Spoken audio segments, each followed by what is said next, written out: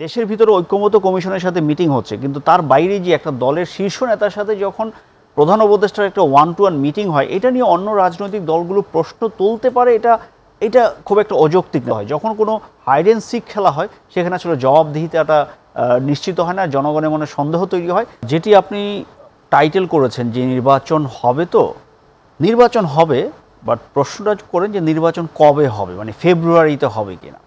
দেখুন, আমি বরাবরই বলে আসছি যে ডক্টর ইউনূস অনেক দিন আগেই উনি কিন্তু বলেছিলেন যে ডিসেম্বর, মানে ক্ষমতা যখন তিনি নিয়েছেন প্রথম দিকেই তিনি বলেছেন ডিসেম্বর কিংবা 26শে জুন এই সময়সীমার মধ্যেই তিনি নির্বাচন দিবেন। এটা কিন্তু অনেক আগেই থেকে বলে আসছে। যে যত কথাই বলুক, ডক্টর ইউনূস কিন্তু তার ভাষণে শুরু থেকে এই কথাটি বলেছিলেন, এবং সরকারের বিভিন্ন পর্যায় থেকেও আমরা এই টাইমলাইনটি পেয়েছিলাম। এবং সেনাপ্রধান 18 মাসের কথা যেহেতু বলছিলেন, তারপরও ডক্টর ইউনূস বলেছিলেন না, জুনের 26শে জুন পর্যন্ত।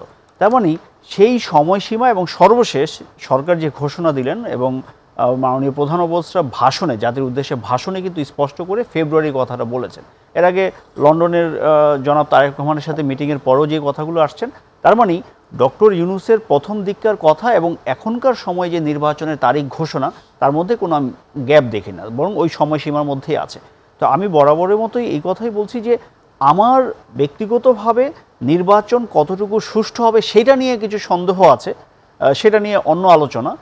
কিন্তু নির্বাচন ফেব্রুয়ারিতে হবে, আমার কাছে এই জায়গাটাতে মনে হয় না যে ডক্টর ইউনূস আর ব্যাক করতে পারবেন। তিনি জাতির উদ্দেশ্যে ভাষণে কথাটা তিনি বলেছেন। সো আমি বিশ্বাস করি যে ফেব্রুয়ারিতে হবে, এবং আজকে সেনাপ্রধান কিন্তু স্পষ্ট করে বলেছেন যে সেনাবাহিনী সুষ্ঠু এবং মানে নির্বাচনের জন্য যে ধরনের সাপোর্ট দেওয়া দরকার সেটি সেনাবাহিনী দিতে প্রস্তুত।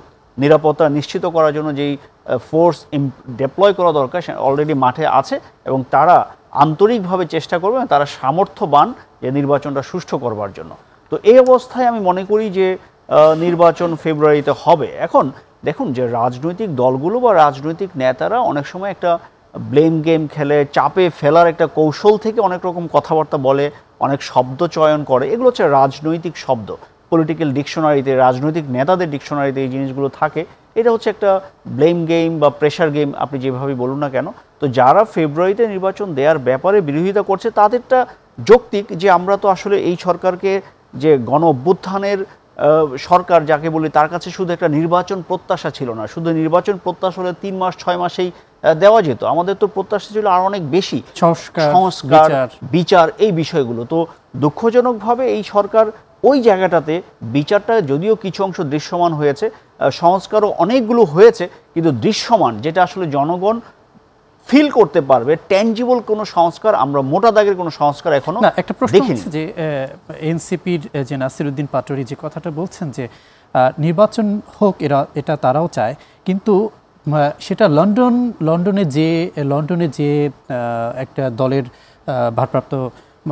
ভারপ্রাপ্ত চেয়ারম্যানের সাথে আলোচনা করার পরেই কেন এটা ঘোষণা করা হলো, এটা তাদের সহ এবং অন্যান্য দলেরও এটা কথা, এবং তারা যে বৈঠকটা করেছে সেই বৈঠকের পুরোটা বলেননি, এরকম অভিযোগও তো করেছে। রাজনৈতিক দল হিসাবে যে এই সরকারের জন্য সবাই তো স্টেক হোল্ডার, হ্যাঁ, যে বিএনপি, জামাত, এনসিপি সহ সকল নিবন্ধিত অনিবন্ধিত যারা এই রাজনীতির মাঠে এখন ক্রিয়াশীল আছেন, সবাই কিন্তু স্টেক হোল্ডার। তো এইটা যখন জনাব তারেক রহমানের সাথে বা বিএনপির মতো একটা স্পেসিফিক দলের দেশের ভিতরে ঐক্যমত্য কমিশনের সাথে মিটিং হচ্ছে, কিন্তু তার বাইরে যে একটা দলের শীর্ষ নেতার সাথে যখন প্রধান উপদেষ্টার একটা ওয়ান টু ওয়ান মিটিং হয়, এটা নিয়ে অন্য রাজনৈতিক দলগুলো প্রশ্ন তুলতে পারে। এটা খুব একটা অযৌক্তিক না। তাদের কাছে এটা তাদের একটা ইগোর ইস্যু হতে পারে, এটা প্রশ্ন তুলতেই পারে যে কেন একজনের সাথে, এবং এখানে মিটিং হচ্ছে রাজনৈতিক দলগুলোর সাথে কোনো সম্মিলিত যে মিটিংগুলো হচ্ছে সেইখানে নির্বাচন নিয়ে কথা না বলে ওখানেই যে আলোচনা হচ্ছে, এটা একটা সন্দেহ কিন্তু হতেই পারে। তো তারা এই প্রশ্নটা তুলতেই পারেন। তাদের দিক থেকে আমি মনে করি না যে প্রশ্ন তোলাটা অযৌক্তিক। কিন্তু এটাও ঠিক, যেহেতু মাননীয় প্রধান উপদেষ্টা তখন লন্ডনে ছিলেন রাষ্ট্রীয় কাজে বা তার ব্যক্তিগত পুরস্কার নেওয়ার জন্য তিনি গেছেন, বাট যেখানে যেহেতু জনাব তারেক রহমান আছেন, একটা শীর্ষ দলের মানে বড় দলের শীর্ষ নেতা, তার সাথে একটা সৌজন্য সাক্ষাৎ বা একটা মিটিং হওয়াটা আমি খুব একটা দোষের কিছু এখানে দেখি না।